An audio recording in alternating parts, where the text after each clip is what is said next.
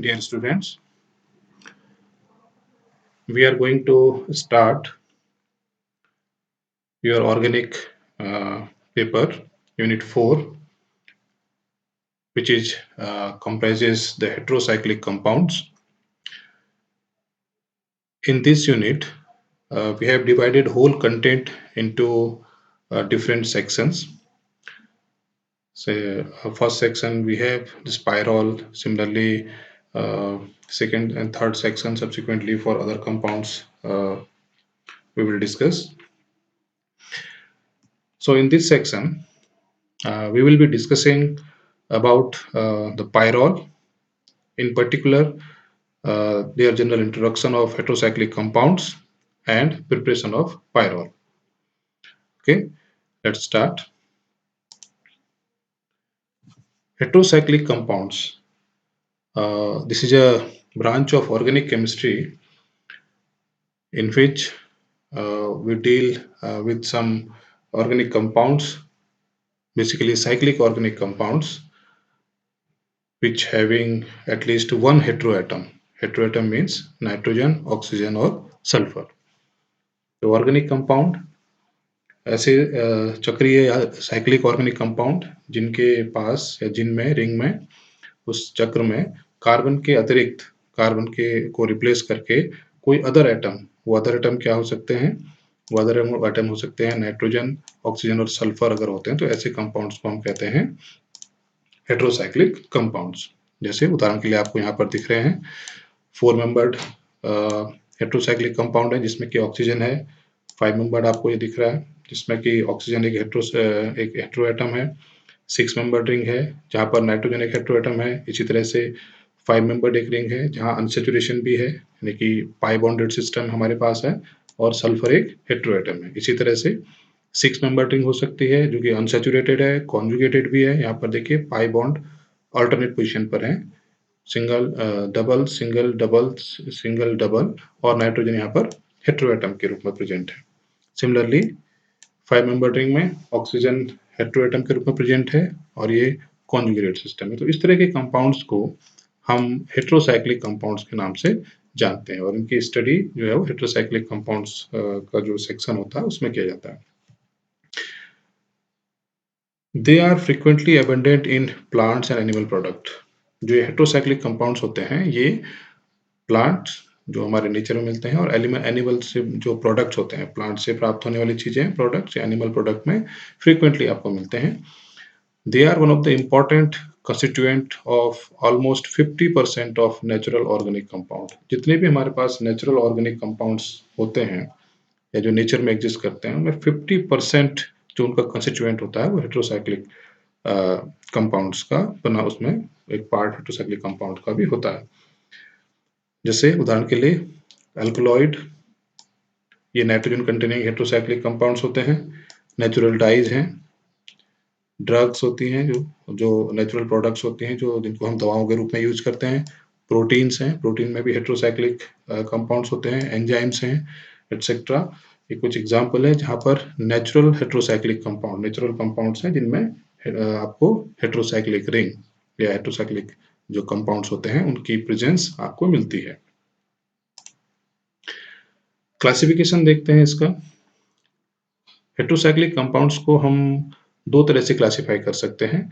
एक तो होता है कि हम एलिफेटिक हेटेरोसाइक्लिक कंपाउंड्स और दूसरे होते हैं जो aromatic heterocyclic compounds. Aliphatic heterocyclic compounds वो कंपाउंड्स होते हैं जिनमें हाइड्रोकार्बन जो हमने साइक्लिक कंपाउंड साइक्लोएल्केन में पढ़े हैं, साइक्लोएल्केन या साइक्लोएल्केन्स में पढ़े हैं, उनमें कार्बन के स्थान पर कोई हेटेरोएटम आ जाता है तो ऐसे कंपाउंड्स को हम एलिफेटिक हेटेरोसाइक्लिक कंपाउंड्स कहते हैं। इसके अतिरिक्त एरोमेटिक हेटेरोसाइक्लिक कंपाउंड्स वो कंपाउंड्स होते हैं जो एरोमेटिसिटी की प्रॉपर्टी को होल्ड करते हैं या जिनके पास एरोमेटिसिटी का गुण होता है। और ऐसे कंपाउंड्स के एग्जांपल हैं पायरोल, इसको 1H पायरोल भी कहते हैं, thiophene, furan, pyridine, indole, quinoline, isoquinoline. यही सारे कंपाउंड्स हमें इस यूनिट 4 के अंदर पढ़ने हैं। पायरोल है, थायोफीन है, फ्यूरान है, पिरिडीन है, इंडोल है, क्विनोलिन है, आइसोक्विनोलिन है।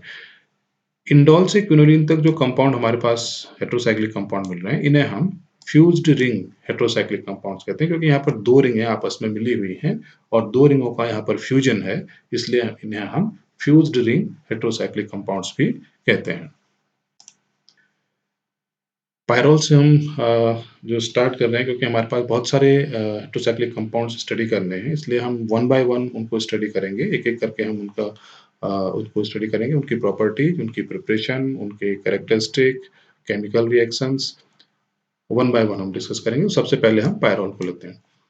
पायरोल ये एक 5 मेंबर्ड नाइट्रोजन कंटेनिंग हेटेरोसाइकिल है, जैसा कि आपको स्ट्रक्चर में दिख रहा है।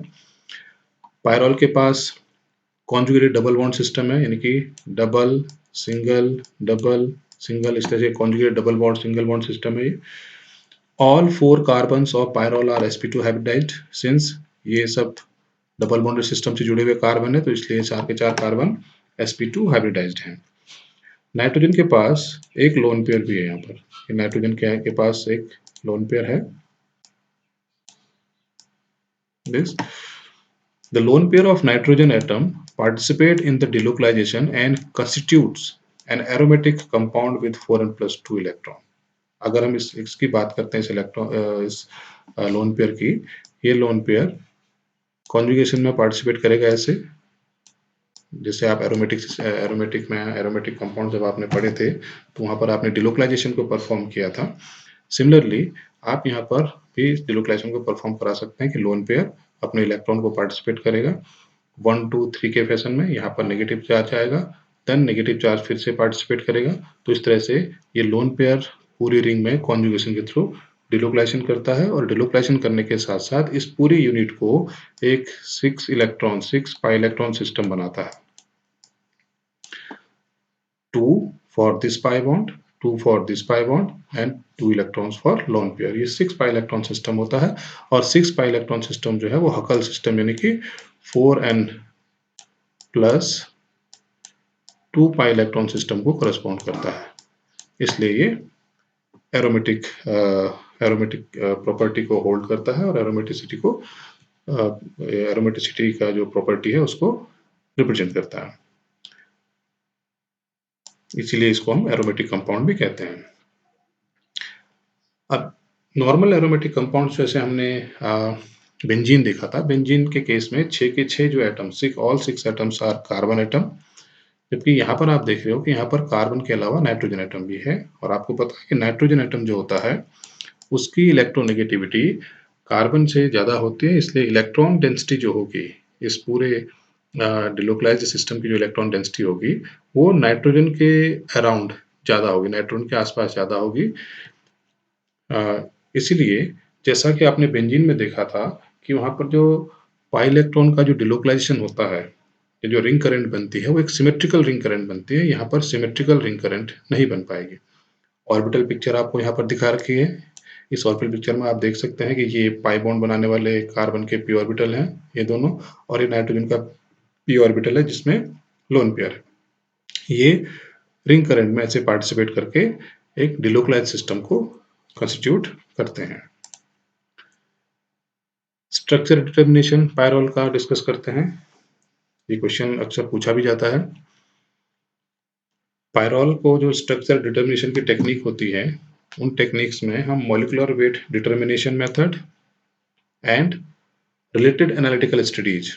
अब एनालिटिकल स्टडीज में हमारे पास स्पेक्ट्रोस्कोपिक स्टडीज आती हैं, जैसे यूवी, आईआर, एनएमआर, मास, ये सारी स्टडीज आती हैं। इनको हम एनालिटिकल स्टडीज कहते हैं। इन स्टडीज की हेल्प से जो इन्फॉर्मेशन हमको मिला वो ये मिला कि पायरोल का जो मॉलिक्यूलर फार्मूला है वो molecular formula C4H5N। Due to delocalization of pi electron, pyrrole usually does not explain simple addition reaction. अब सिंस अगर हम पायरोल को सिंपल एल्कीन की तरह मानते हैं या सिंपल डाइन मानते हैं, 2 डबल बॉन्ड यहाँ पर हैं, जैसा कि आपने 1,3 ब्यूटाडाइन के केस में लास्ट सेमेस्टर में हमने डिस्कस किया था, तब इस पायरोल को एल्कीन की ही तरह से सिंपल एडिशन रिएक्शन देनी चाहिए थी। लेकिन पायरोल ने एडिशन रिएक्शन को परफॉर्म नहीं किया अंडर नॉर्मल कंडीशन में। अब ऐसा इसलिए हुआ बिकॉज ऑफ द डिलोकलाइजेशन, क्योंकि डिलोकलाइजेशन में जो पाई बॉन्ड है वो लोकलाइज्ड पाई बॉन्ड की तरह बिहेव नहीं करता है, इसलिए ये पाई बॉन्ड रिएक्शन करने के लिए, एडिशन रिएक्शन के लिए इजीली अवेलेबल नहीं हो पाता है।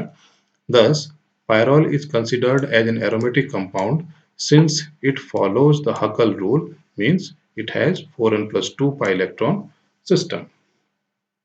एरोमेटिसिटी के लिए हम लोग कहते हैं कि aromatic compound must be cyclic in nature, जैसा कि दिख रहा है pyrrole is also cyclic in nature.